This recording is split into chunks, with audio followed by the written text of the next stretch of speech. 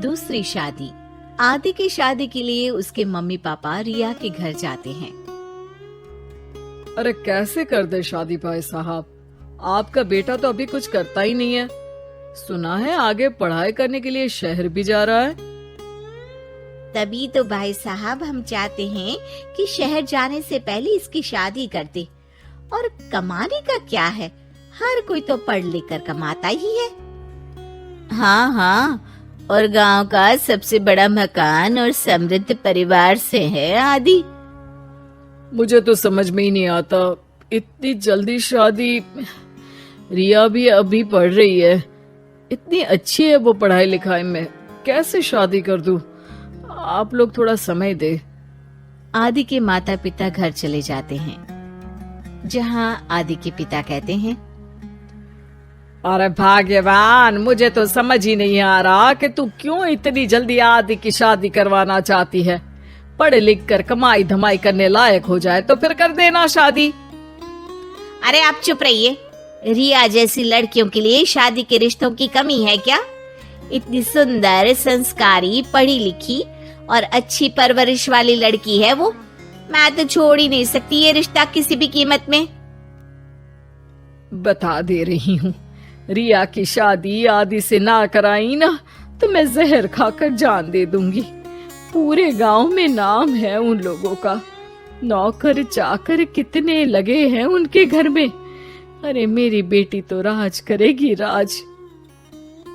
और इस तरह ना चाहते हुए भी रिया की शादी आदि से हो जाती है।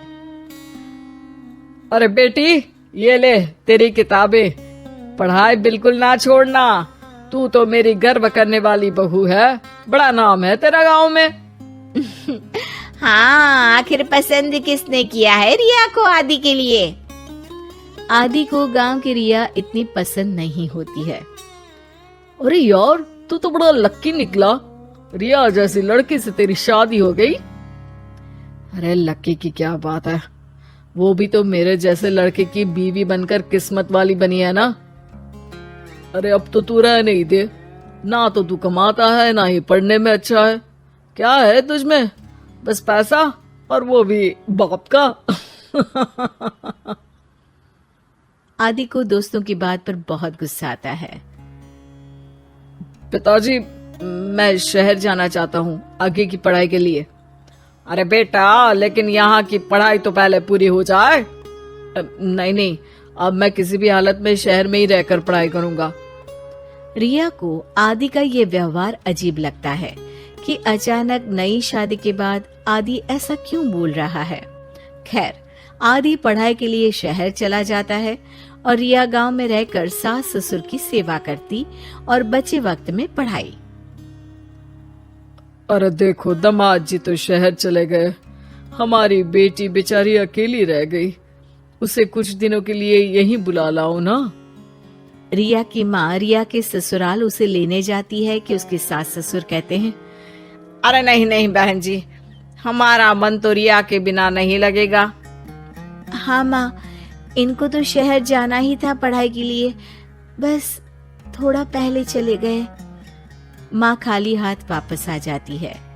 आदि शहर में मन लगाकर पढ़ाई करता है और इंजीनियरिंग के लिए दाखिला ले लेता है, तो वहीं रिया भी एमए की पढ़ाई में प्रवेश लेकर समाज सेवा में मन लगाती है।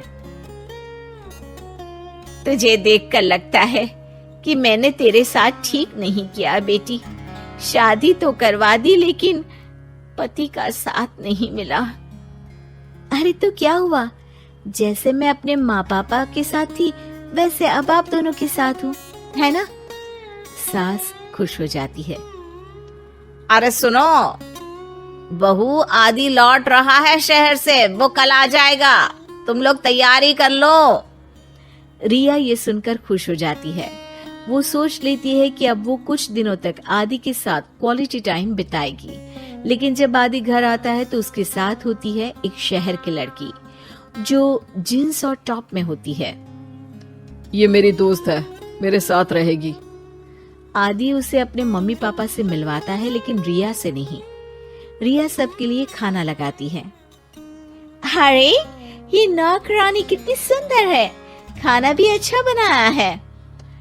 अरे नहीं नहीं, ये नौकरानी नहीं, मेरी बहू यानी आदि की बीवी है। ये सुनकर लड़की शांत हो जाती है और आदि की तरफ देखने लगती है, फिर वहां से चली जाती है। अरे माँ, क्या जरूरत थी घर की कहानी बताने की? देखा, अब वो बुरा मान गई ना।